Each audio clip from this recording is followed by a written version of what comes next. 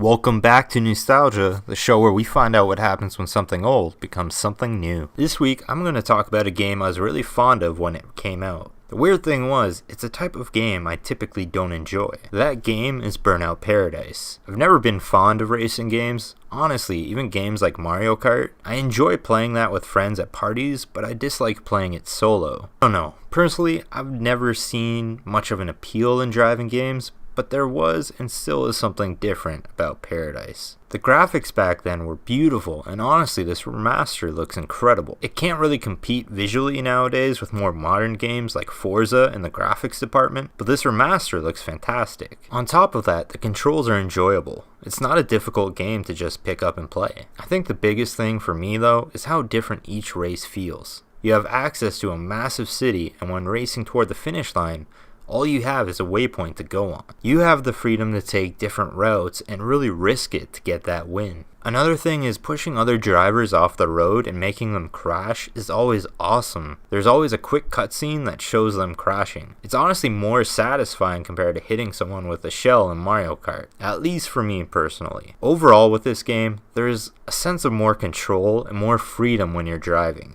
You truly feel behind the wheel in that sense. What's nice is you have a variety of things to do around the city. You can free roam, you can do a standard race, there's a mode where you have to reach a point with other cars trying to make you crash, there are time trials, and a lot more. There's a decent variety, and doing these things can unlock you more cars, upgrades for certain cars, and help you level up your driver's license. You also have a nice variety to what you can drive around, be it cars or motorbikes. There's also online, which offers people a chance to roam around the city with friends, which was one of my favorite aspects when I played this back in the day on PS3. And you're not just limited to free play, there are events you can play with friends that breathe more life into the online. Another highlight of this game is the soundtrack.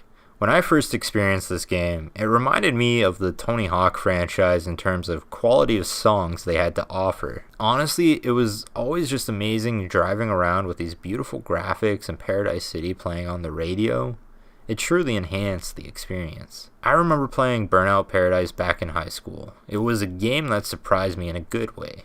It took a type of game I typically tend to dislike and transformed it into something I enjoyed quite a lot. I've personally tried other driving games over the years to see if anything could match that enjoyment, but honestly, nothing has managed to beat this for me. I actually picked this up on sale on the PSN for like $8 a couple weeks back.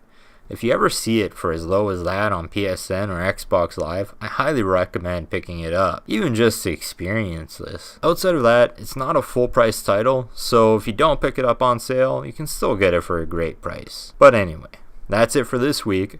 I hope you enjoyed this episode of Newstalgia. Stay tuned for next time.